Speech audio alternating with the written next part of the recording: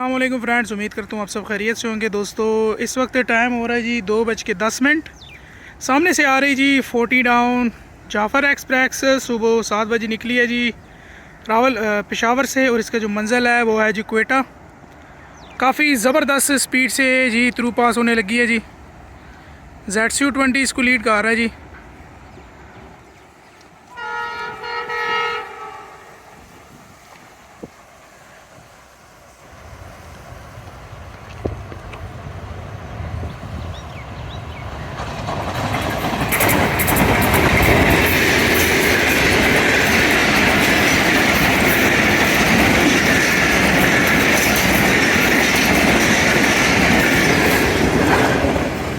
जी काफ़ी ज़बरदस्त से थ्रू पास हुई है जी 40 डाउन जाफ़र एक्सप्रेस।